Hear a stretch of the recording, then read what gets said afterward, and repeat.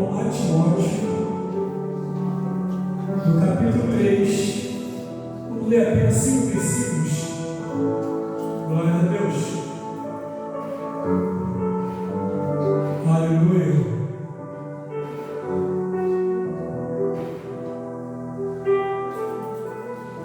Como os irmãos sabem, este culto de domingo é um culto para Deus, mas intitulado culto voltado para a família. Família, todos sabem a importância que ela tem na sociedade, e é preciso que nós aprendamos a valorizá-la. Família. A primeira carta de Timóteo, capítulo 3, diz assim: esta é uma palavra fiel. Se alguém deseja o episcopado, excelente obra deseja. É necessário, pois, que o bispo seja irrepreensível, marido de uma mulher, vigilante, sóbrio, honesto, hospitaleiro, apto para ensinar, não dado ao vinho, não espancador, não cobiçoso de toda ganância, mas moderado, não contencioso, não avarento, que governe bem a sua própria casa, tem seus filhos em sujeição com toda a modéstia.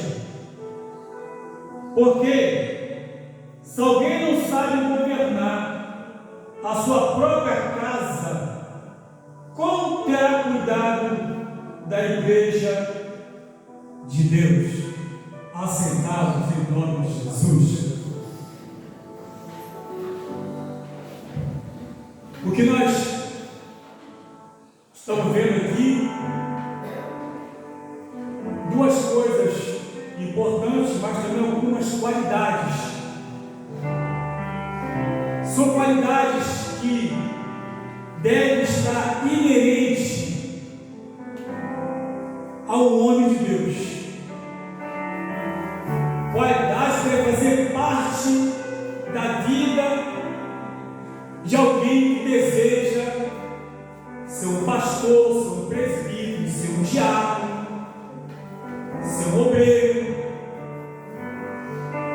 E aqui, alguém que o Senhor Jesus, Deus Todo-Poderoso, Ele traz algumas recomendações. Porque se não tiver nos versículos de 1 a 4, não poderá exercer o versículo 5. Eu estava conversando com a minha esposa, falando sobre isso, ela sabe disso, que quando eu fui chamado ao santo ministério, eu tomei um assunto e chorei como criança. Eu não achei nada disso bonito. Não era o meu sonho. Nunca, nos meus melhores sonhos, cheguei a cogitar o desejo de ser um pastor. Porque eu entendia que não era uma tarefa fácil. Porque eu entendia que o meu pastorado ia exigir de mim condições para exercê-lo. E até mesmo ontem eu falei com Deus: se eu tivesse que escolher, Senhor, eu não escolheria ser pastor. Quando eu vejo pessoas assim se gabando, eu tenho até medo de falar de ser pastor. Quando eu vou cidade, que eu viajo, eu procuro sentar sempre quase no último banco. Eu não sento para ninguém me ver. E quando eu passo pela porta, quando eu adentro a igreja, que está lá o porteiro ou a secretária, que pergunta o meu nome, eu falo Orlex Santos. O problema todo é que eu vou geralmente terno. Ela vai e pergunta: tu é pastor? Eu não posso mentir. Eu não posso falar, não sou. Eu tenho que admitir, eu tenho que falar a verdade. E mesmo assim eu sento lá no final, já tem um local que eu vou chegar, e alguém tentar me levar para o altar, eu não quis subir. Porque eu entendo perfeitamente que ser um obreiro de Deus não basta carregar a Bíblia embaixo do braço. Não basta falar bonito aqui, você não vai ver escrito aqui. Quem deseja o episcopato, o obra deseja. Mas não diz aqui que tem que falar bonito, tem que ter um português polido, tem que ser um poliglota. Não diz aqui, tem que fazer seminário, tem que fazer doutorado, tem que fazer mestrado. Não diz nada disso. Embora tudo isso seja importante para o desenvolvimento do ministério, é importante, mas para Deus não é bastante. Porque além de você adquirir o conhecimento eclesiástico, Bíblia, precisa também ter umas qualidades, as quais essa há uma escassez muito grande. Escassez. E aqui ele continua dizendo assim, aleluia, é necessário que o bispo seja irrepreensível, ou seja, não dá motivo para ser chamado a atenção. Glória a Deus. Não causar escândalo, porque afinal ele desejou uma grande obra. Não dá motivo para ser escarnecido. Começa por aí. Então não quer dizer que alguém que fez o seminário 4, 8 anos, alguém que fez doutorado nos Estados Unidos, mestrado na França, isso não quer dizer nada para Deus. O importante é que não tem motivo para ser chamado a atenção. Marido de uma mulher, marido de uma mulher tem desejo por uma única mulher. Uma única mulher. Esse sim. O que sai disso aí está saindo do trilho de Deus. E quando começa a sair do trilho de Deus, a tendência é descarregar. E o descarregar aqui vai tomar. O tomar aqui vai cair. Então começa uma cobrança muito forte. Tamanha é a responsabilidade.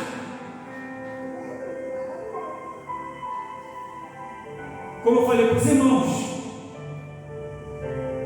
eu fazia parte do ministério. E esse ministério tinha, não sei se hoje é assim ainda, todo final de ano, festa da igreja.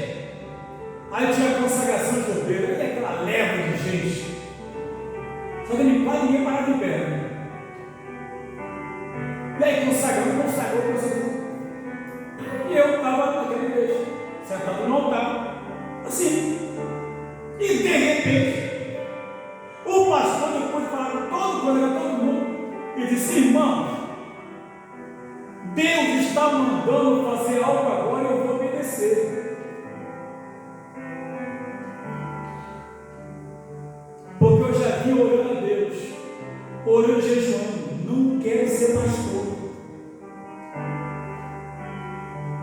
não quero ser pastor. Não tem nenhum receio ou vergonha de falar isso não. E eu sentado, e ele aqui assim falando, e a igreja lotada. Ele disse: eu vou fazer, que Deus está mandando. Os irmãos conhecem o nosso evangelista, o Senhor Orlete, e começou a fazer aquele floreado todo. Eu digo: já sei onde vai parar essa brincadeira. E eu quero informar os irmãos que Deus está mandando eu levantar hoje como pastor. Quase que eu caí, eu estava sentado, meu coração disparou. Eu comecei a chorar igual criança.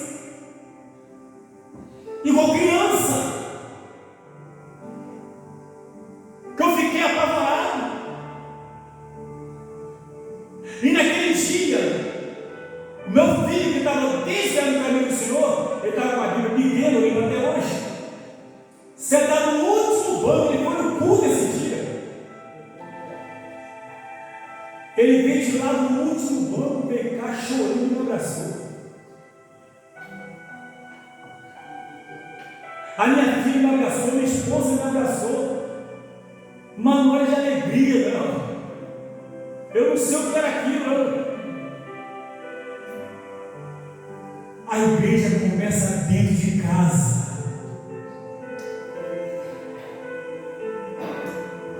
Ele falou bem assim: agora é com ele e Deus, não é comigo mais não. Eu falei: pronto, fez bem na hora. E o nosso Deus, o adversário, é muito duro, não pode brincar com ele não. Com o tempo eu fui vendo que eu estava certo nas minhas visões, previsões, que não é fácil. Porque você não pode dar um tipo a chamar a atenção, não pode, não deve. Todo mundo não deve. Não há justificativa para Deus. Marido é uma só mulher, sou casada há 48 anos, daquela coisa linda ali.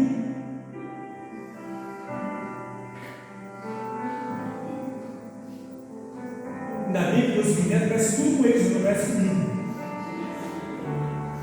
Olha, por isso que são bonitos. 48 anos, vou fazer 49 anos. Marido de uma só mulher. Não casei com uma, 2 vezes, 4, 5, 6 não. Não fiz fila não. Caso que você hoje não dá certo, caso que você amanhã. Tem gente que pode fazer fila. Ele acha bonito fazer fila, mas Deus não acha bonito isso não. Deus não acha bonito isso. O casamento, ele é eterno, ele é único. Não é porque eu me casei, mas com uma atividade de gente, com atividade de gente para crente. Não é que eu descobri que ela fazia meu tipo, não fazia tipo. Não, porque a mulher era muito chata. Você casou com a mãe dela? Não com o pai dela, não casou com o pai, não casou com ela, então viva com ela. Pois tem muita gente comigo de casar. E sabe que depois que botar no ensino dele, assinar lá já era. Depois de correr não, aí. Marido de uma só mulher. Isso é bíblico. Bíblico. Aleluia. Vigilante. Vigilante aqui não é vigiar a vida dos outros, não. Vigilante é vigiar-se a si mesmo, para não tomar atitude que venha entristecer o Espírito de Deus. Vigilante é quando alguma coisa mal vem encontro, esteja ligada a tempo para repreender em nome de Jesus de Nazaré. Vigilante é saber o que fala, com quem fala, hora que fala e por que fala. Isso é vigilância. Ser vigilante, porque as pessoas nos observam. Pode se enganar aqui, mas lá ninguém engana não. Nós nos conhecemos aqui, mas quem nos conhece melhor é Deus, e aí ninguém engana. Ele conhece o nosso deitar, o nosso levantar, o nosso caminhar, Ele conhece tudo. Ele sabe até o que eu vou pensar amanhã. Imagina o que eu estou pensando hoje. Verdade, meus pais. Aleluia. Isso é o nosso Deus, vigilante, atento. Mas por que vigilante atento? Porque não adianta ter conhecimento bíblico, não adianta ser um excelente pregador, ser elogiado pelos outros, não adianta ser um excelente ensinador em que pessoas elogiam, não adianta ter a agenda cheia de compromisso, não adianta, porque com todo o conhecimento que tiver, se não for vigilante, vai cair com conhecimento em tudo, porque nós somos carne. Meu Deus, aleluia. Nós somos carne, podemos cair a qualquer momento. Ninguém está ileso disso não. Vigilante. A Bíblia nos fala também que nós devemos ser o quê? Sóbrio. Sóbrio. O que é sóbrio? Uma pessoa no mundo, quando bebe, perde o sentido, perde a noção das coisas. O cristão não pode perder a noção das coisas, não pode perder o sentido das coisas. Então tem que ser uma pessoa sóbria, consciente no seu comportamento, nas suas atitudes, nas suas tomadas de decisão. Tem que haver nele sobriedade, maturidade, visão, e não ser levado, enganado pelas coisas dessa vida. Sóbrio, olha as qualidades da pessoa que deseja ser um obreiro. Sóbrio, honesto. Tem mais alguns sinônimos, né, de fidelidade, de sinceridade, porque vem de honestidade. Pessoa que alguém olha ali, não aquele ali, eu assino embaixo. Aquele ali eu conheço. Se ele falou, ele vai cumprir. Isto é o quê? Honesto. Aquele tem uma palavra só, ele tem várias palavras. Aquele quando fala tudo, honesto, sincero. Pessoa com fidelidade, pessoa que passa confiança para outra pessoa. Olha só a qualidade da pessoa que deseja, um episcopato, que deseja trabalhar para Deus, não é qualquer um, de qualquer maneira, não é isso não. Não é isso, porque isso não é o querer do homem, é o querer de Deus, é Ele que escolhe, Ele que chama. A Bíblia nos fala em Marcos capítulo 3, verso 13. Marcos 3, 13 diz: Ele subiu ao monte, chamou a eles o que Ele quis e os enviou a pregar. Chamou quem Ele quis, então é Jesus quem chama. E quem se intitula a ser sem chamar, não vai dar certo, não vai funcionar. Por um motivo vai ser bonitinho, mas lá na frente vai ter problema. Porque não vai suportar, vai entender que não era isso.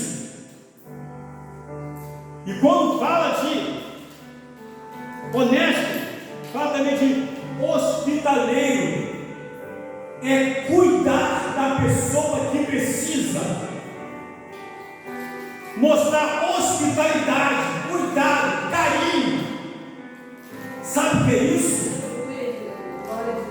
Uma pessoa arrogante não pode mostrar isso. Outra coisa, outra qualidade importante é apto para ensinar. Apto aqui é preparado para ensinar. Preparado para ensinar. E quando eu leio essa palavra, traz para mim uma grande preocupação. Hoje eu entendo por que o motivo que parecia para mim ser chamado a pastor era um terror, algo terrível. Mas por quê? Porque aquela é uma cobrança. A Bíblia nos fala em Lucas 12:48: a quem mais é dado, mais será cobrado. Eu entendo que a cobrança virá. Eu entendo que a conta virá um dia. E a conta, para quem não é honesto, a conta para quem não é irrepreensível, a conta para quem não é marido de uma só mulher, a conta para quem não é vigilante, a conta para quem não é sóbrio, a conta para quem não é hospitaleiro, a conta para quem não é apto para ensinar, a conta é salgada. Glória a Deus. Como é que paga essa conta? Jesus. Como é que paga essa conta? Você deve estar pensando: ô pastor, muita coisa da família. É, mas vai chegar lá. Isso aqui é só um ensaio. Eu não comecei a pegar ainda.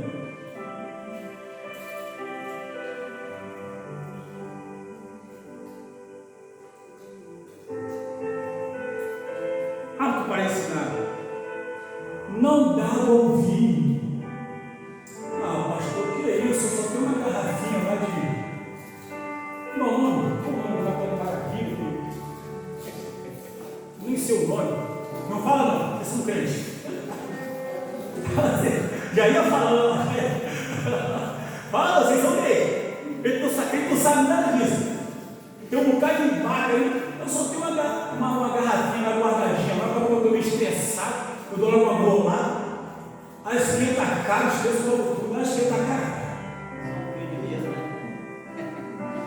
Ué, quem bebeu sabe disso. Tomou um copo de vinho, a cara esquenta logo.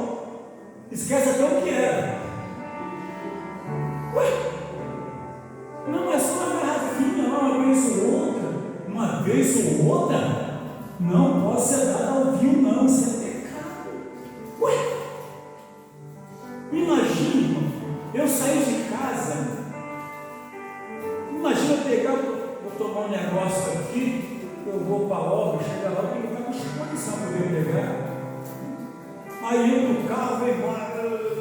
Aí chega aqui, subo no altar meio grogue, mas irmão. Amém? O que está acontecendo, pastor? Nada, está tudo bem. Como tudo bem com esse olho vermelho? Trocando as pedras, pai. O que aconteceu, pastor? E tem gente que é dada ao vivo com força, com vontade, e acha que é normal isso. Não está vendo que vai fugir a consciência? Vai ensinar como, pegar como. Imagine uma pessoa cheia de vinho, orando por alguém. Vou orar por você, para Deus te dar vitória. Se botar a mão na minha cabeça, sai fora comigo. Na minha cabeça não. Quer passar cachaça para mim? Não dá para ouvir. Se deseja trabalhar para Deus, não pode, é bíblico isso e mais. Aleluia! Não é espancador. Não pode bater na mulher. Não, comigo é assim. Não pode. Não pode ser espancador, não pode ser brigão. Porque espancador aqui, ele pode espancar a mulher, pode espancar o filho, corrigir o filho, pode espancar o filho e outro. Mas pode espancar a mulher, pode espancar as pessoas, pode espancar o irmão. Eu já vi acontecer isso. Dos dois lados. Já vi acontecer isso há muitos anos atrás. Ô pastor, falei, o que está acontecendo aí? Esse irmão aqui, ó. Esse irmão aí, mandei fazer um trabalho na minha casa lá, de pedreiro, ele começou fazendo, já paguei tudo, terminou, não voltou mais lá. Para terminar o serviço, já paguei para ele. Aí o outro que era maior de mim foi bem assim: fala baixo comigo, isso dentro da igreja. Aí o outro diz: está pensando em quê? Qualquer coisa você resolve aqui agora.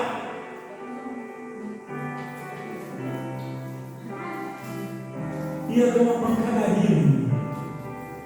Como pode isso? Uma pessoa dessa pode exercer um ministério? Pode fazer parte do ministério? Não pode. Isso é escândalo para a obra de Deus. A Bíblia diz, em Lucas 17, no diz o seguinte: é impossível que não venha um escândalo, mas ai daquele por quem vier. É melhor que coloque uma pedra de moinho no pescoço e se joga no mar. Pelo menos vai descer, não volta nunca mais. Não volta nunca mais. E sem cilindro a respirar. Fica por lá. Ai daquele se provoca um escândalo na casa de Deus, na obra de Deus. Chama atenção também sobre não espantador, não cobiçoso de toda ganância, aquela pessoa olho grande, cobiça tudo que é dos outros, cobiça a casa, cobiça a carne, cobiça dinheiro, cobiça a mulher dos outros, cobiça tudo, ganancioso. Não pode, não tem como a pessoa ser. É uma exigência bíblica, está escrito. Mas ser uma pessoa moderada, não contencioso, não avarento, mas ficar pouco, só pensa em dinheiro. Eu te empresto 100, mas tu me paga 200, né?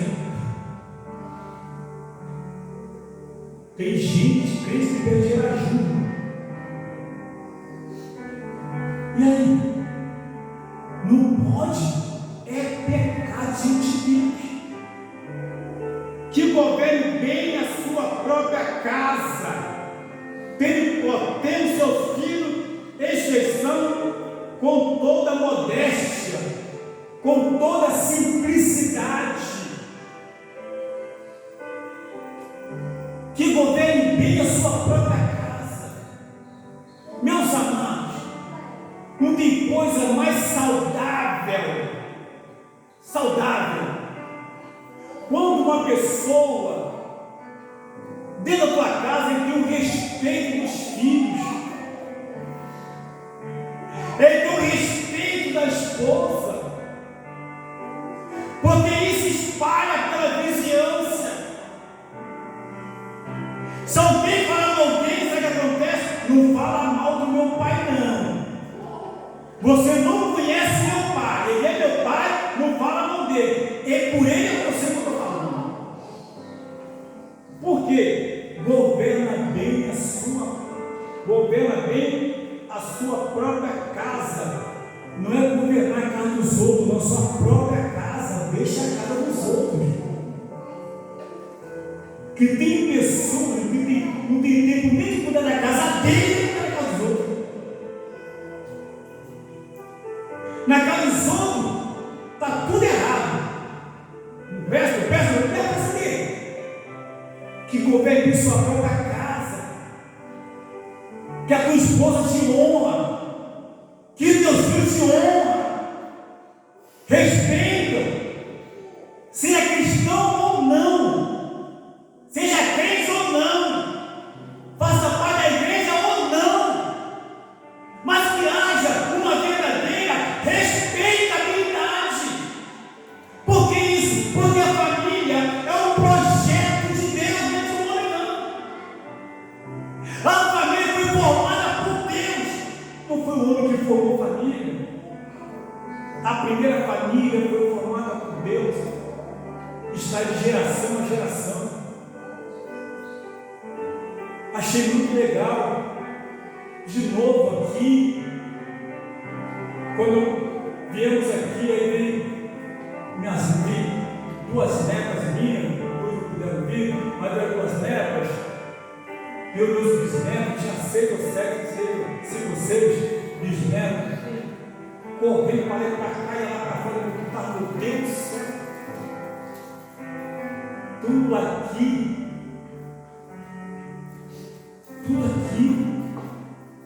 do meu lado, batendo foto comigo. Eu com uma de de 3 meses, vai fazer 3 meses de um lado, a outra vai fazer 4 meses do outro lado, assim, e mais o Davi na frente, e mais a Anabela assim, e mais Laura Maria assim, e meu Deus do céu, e ela na minha esposa me abraçando, que tome foto, por favor, como está aqui, você está falando? Tome foto. Aquilo eu falo com lembrança. Lembrança. Isso não tem preço. Eu estou falando isso como testemunho. Eu sei que existem outras famílias hiperprivilegiadas, mas eu não conheço. Eu conheço a minha família, e estou falando da minha família, da minha casa, da minha esposa e dos meus filhos. Governe bem a sua própria casa. Isso me chama a atenção. E quando fala governe bem a sua própria casa, fala da responsabilidade como líder, com toda a simplicidade. Não é com gritaria, com autoridade, quem manda aqui sou eu. É engraçado.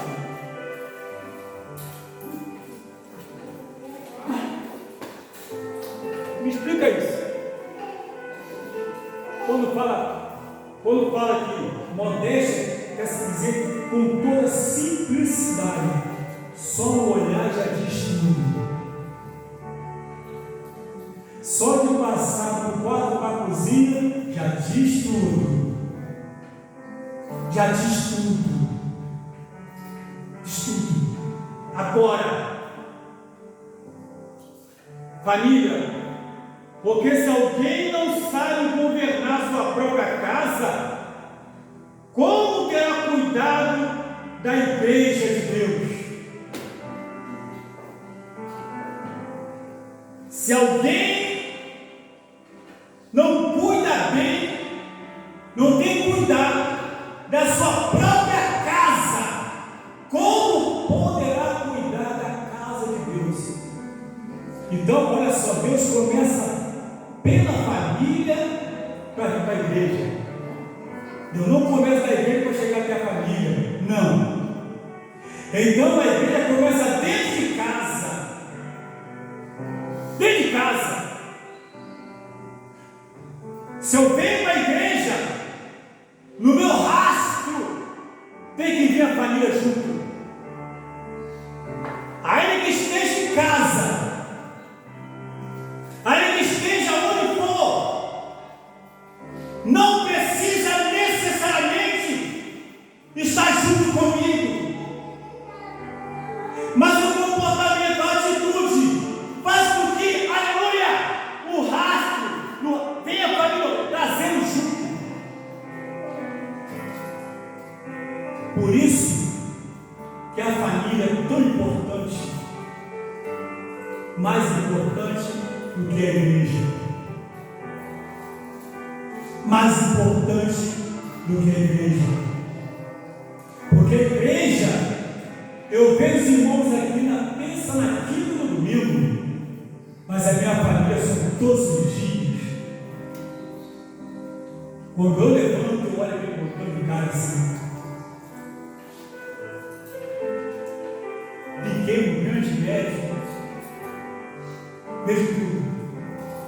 Por isso que a igreja, no meu caso, se eu pego o carro, eu venho para cá, para a Rocha Leão, a minha família deve estar, não vir, deve estar no meu rastro, está dentro da minha casa, de dentro da minha casa. Nós que temos família, façamos tudo para preservar essa família. Hoje é muito mais fácil lutar para separar do que lutar para ficar junto. Porque lutar para ficar junto dá trabalho, dá muito trabalho, tem que polir cada sapo, cada ramo. Mas no final tem a recompensa da grande vitória, em nome de Jesus. Fica em pé. Aleluias. Glórias a Deus. Nós vamos estar nesse momento, aleluia, orando ao Senhor, que é digno de toda a honra, de toda a glória, de toda a adoração. O Deus justo, santo, reto e poderoso. Então você que adentrou por essa porta, né, sai daqui pensando, falando: Deus me abençoe, Deus me dê firmeza, Deus me dê segurança, em nome de Jesus. Eu quero aqui ainda chamar aqui um exemplo